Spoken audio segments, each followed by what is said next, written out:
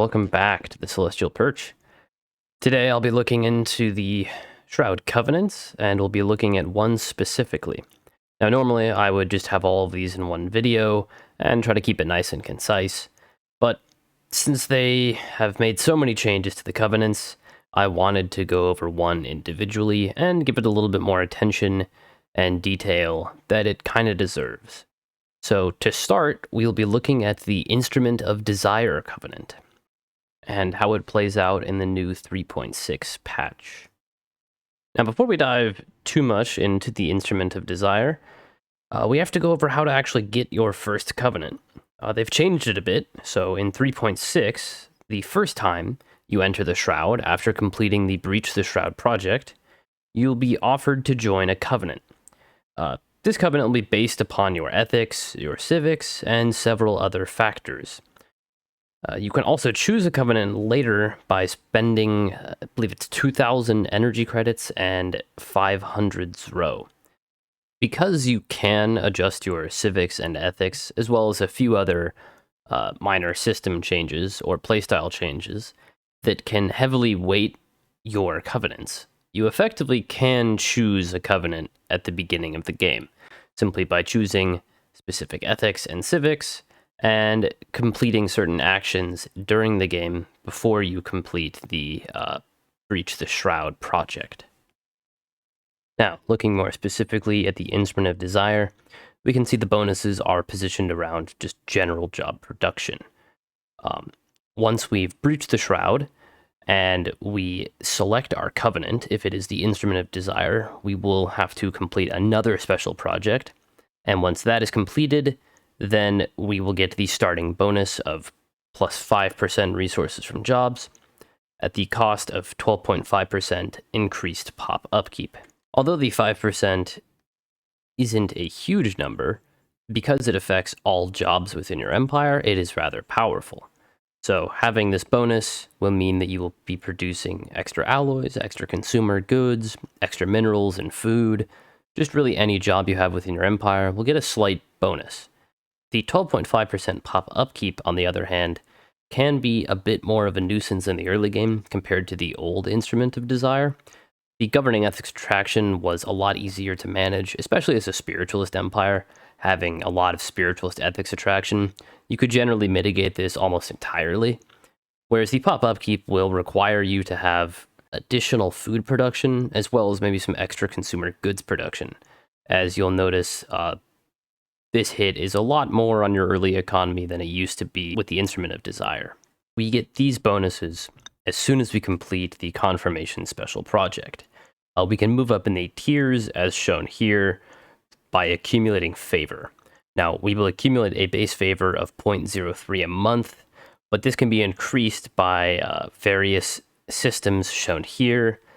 So, if you're able to kind of adjust your playstyle, you can actually go through the favor tiers a lot quicker and get these benefits a lot sooner than you otherwise would, as long as you kind of understand the requirements and play around them throughout the game. As if you don't, and don't really have enough of these benefits, and are going through a specific Covenant in a different playstyle, it might take a lot longer than it normally would to complete these. Looking specifically at the Instrument of Desire, we can see that if we are at peace and have a resort world, we will gain the most favor from that, being 0.11. If we happen to take both, for example, Aristocratic Elite and Feudal Society, that will gain us 0.04 for each of those civics. Being a Fanatic Authoritarian will give us 0.07. Taking the Domination Tradition tree will give us 0.06. And we will get 0.04 as well for having Imperial Prerogative and Shared Destiny. Now, all of these totaled together will equal 0.4 favor a month. And if we add that on top of our 0.3 base favor per month, we will be able to get our 20 favor bonus relatively quickly, as shown here on the screen. Now, moving on to our 20 favor bonus, it is shown here. We will get 15 amenities from each telepath job, and allows the construction of the Sanctum of the Instrument building. Now, looking at the Sanctum of the Instrument building first, this will give us 5% happiness, 10% trade value, as well as 3 telepath jobs. Now, these telepath jobs are relatively powerful because, as mentioned before, we will get 15 amenities from each telepath job, meaning that these 3 telepaths base will produce us 45 amenities, effectively removing the need for any other amenity producing job. And on our capital, where we will more than likely build this building, we will be able to run basically as many researchers as we possibly can and get a lot of benefits from them. As shown here, a fully ascended telepath is very powerful and will give us a lot of benefits in addition to the 15 amenities. The 5% happiness and 10% trade value are also relatively powerful, as trade value will just equate to extra energy, and happiness through the approval system will net us additional stability. Overall, our 20 favor bonus for the Instrument of Desire is quite powerful. Moving on to our 50 favor bonus, this will actually replace our starting bonus, so it'll go from 5% resources from jobs and 12.5% upkeep to 10% resources from jobs and 25% pop upkeep. The 25% can be a bit rough on your food and consumer goods, so make sure you have enough going in your empire to kind of offset this 50 favor bonus. You might need to build some extra star bases with hydroponics bays, as well as maybe just a couple of agricultural districts, or you can always just use the internal market or galactic market to keep your food and consumer goods out of too much of a negative deficit. Now, moving on to our 90 favor bonus, this is where things get a bit interesting. We have the ability to designate a leader as the Instrument of Desire. This will give each specific leader type a different bonus as shown here on the screen. So we'll start from the left and move our way to the right with the leader. So this is the leader of our empire. All of them are functionally immortal, so barring any kind of accidents or death in combat, they cannot die through natural causes. The leader receives 10% happiness across the empire, as well as plus 15% trade value. The happiness is quite nice, as this will equate to extra stability on all of our planets, and the trade value is a nice bonus to our economy. The leader trait for the Instrument of Desire is probably tied for the best, as just 10% extra happiness across your empire is hard to beat. Moving on to our governor, this one is also quite nice. 30% slave resource output can really benefit certain empires, especially if you take stuff like slaver guilds. And the 5 stability is quite nice as well. You can think of that as the police state civic in effect, as you get 5 stability from the police state civic. Moving on to, in my opinion, probably the worst leader of the 4 for the Instrument of Desire. The Researcher just gives you a small 15% research speed bonus, as well as 2 monthlies row. The monthlies row can be nice if you have no access to it, so it's definitely something to keep in mind if you have expanded and explored and have found no zero whatsoever, and none is available on the galactic market. It's definitely a possibility. But overall, its benefits are rather minor. Lastly, looking at the Admiral, we get plus 40% sublight speed, minus 15% hyperjump charge time, minus 25% emergency FTL damage, and plus 35% disengagement chance. The Admiral itself is actually pretty good. Sublight speed is rather nice in the early game, as it can allow you to chase down fleets really quickly and make it to specific systems that you need to, as well as the emergency FTL damage and the disengagement chance can really help save some of your big ships.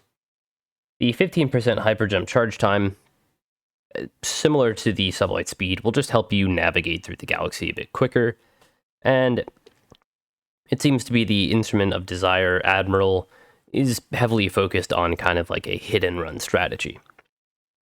Thankfully for the Instrument of Desire, there is no general to pick, so you don't have to worry about accidentally picking the general, as I would consider it to be probably the worst of the 5 available leader types, as general doesn't really benefit your economy in any meaningful way.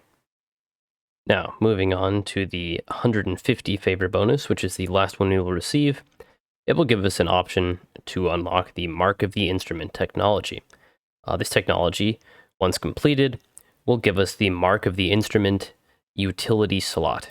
It's a auxiliary utility slot, which gives our ship sublight speed plus 25% and will reduce the upkeep by 5%. It has a base alloy cost and a base Zero cost, so keep in mind that you will need Zero accessible to add these to your ships. The sublight speed and ship upkeep are nice, although it's hard to say if it will match up to actual in-combat benefits. It might be nice to have the Mark of the Instrument on some of your ships, just to help them get to combat quicker and reduce the upkeep, which will allow you to actually field more ships, which in effect is kind of like having a combat bonus. So overall, the Mark of the Instrument itself isn't maybe as powerful as, say, targeting computers or extra evasion. With the addition of 3.6, there's also been shield hardening and armor hardening, which will help prevent your ships from being destroyed from specific counters. I'm not entirely sure if it's something that I would put on all of my ships, but overall it still has its uses. So now that we've looked at the Instrument of Desire and all of their benefits, we also want to keep in mind that there is one other minor downside to every Covenant, and it's that they have a kind of hidden drawback that will occur randomly. For the Instrument of Desire, POPs will require advanced or strategic resource upkeep for 2 years. It will always be a resource that you own, but it's randomly chosen. So it could be something even like Unity, and because this is random, it can happen at a point where you maybe don't really want this to happen. So the Instrument of Desire definitely has more strong downsides than it used to back before 3.6. So it's definitely not just the clear through and through best pick like it used to be, as pop upkeep is actually something that can kind of throw your early game economy for like a loop, especially if that's something that you fine-tuned to a point where maybe you wouldn't be used to having 25% pop upkeep. Having additional food and consumer goods being produced is something that can offset that, but will definitely require an adjustment of playstyle. I would say that the resources from jobs overall is still just very, very strong. Getting 10% extra resources from jobs once you get to the 50 favor bonus, which will replace your starting bonus.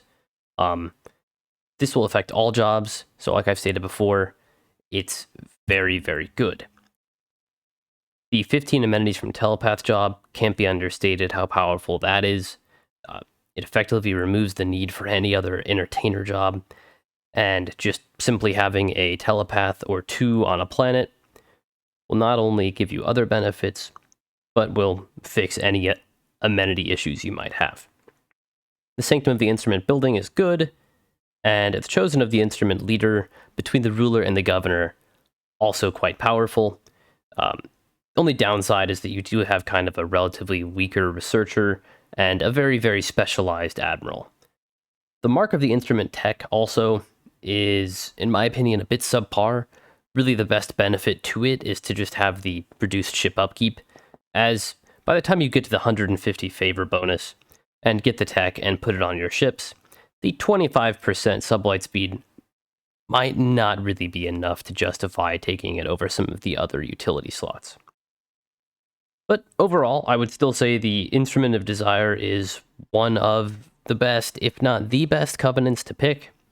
And considering now it's a lot easier to get a Covenant early, it's something that I would recommend kind of angling towards with those things that we mentioned before, where you can adjust the chance for a Covenant to appear. But thank you for listening, and I hope to have the other 3 Covenants done relatively soon here.